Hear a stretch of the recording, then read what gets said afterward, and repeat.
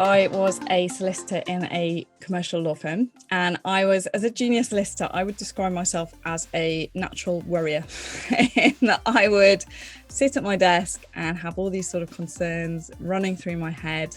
I used to catastrophize a lot, so I'd be working on a file and I'd always think, what if this happened? What if this happened? And I'd have this kind of cascading of thoughts going through my head. And I found it quite exhausting. And it wasn't any one thing in particular that made me turn to mindfulness, but it was more just that I thought, I don't want to take my work home with me every evening and be thinking about it all the time when I'm at home, because I want to have a life. It felt as though it ticked a lot of boxes for me, because it said things like, do you worry about the future?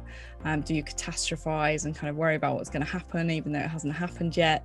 Or do you ruminate about the past? And I thought, yeah, I do all of these things at work. So mindfulness could be really helpful in terms of giving me a coping strategy to not do that so much.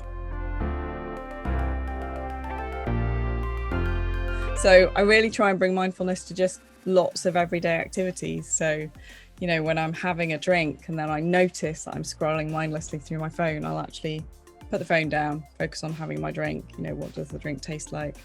What does it look like? What does it smell like even? Really kind of bringing yourself back to what you're doing when you're doing it.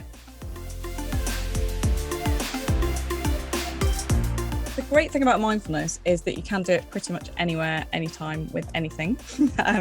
So it's cultivated through meditation. So formal mindfulness practice will involve normally meditation. So either sitting and doing a short practice where you're focusing on your breath, you're noticing your mind wandering away, which it will. So it's really important to know that mindfulness isn't about stopping your mind wandering, because that's not what it is. Your mind will wander away to wherever it goes, noticing it's gone there, and then gently guiding it back to whatever your anchor point is. So whether or not that's the breath, or whether you're doing a body scan and focusing on different parts of the body, you might be doing a sound practice, listening to sounds around you.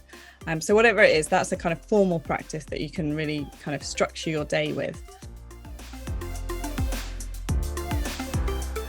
I chair the Mindfulness in Law group, and we meet once a month. At the moment, we're meeting online. We used to meet at the Law Society, and it's open to everybody. So from beginners to regular practitioners of mindfulness. And we come together once a month, and there's usually a talk by somebody who's a teacher or very experienced in mindfulness. And we have a talk, and then we do a practice together. So it's a really useful way of finding out about mindfulness if you're not sure, or you're curious and you want to find out a little bit more about it. It's completely free. Details can be found on Law Care's website of all our kind of meetups, or you can join our LinkedIn group, and that's free as well.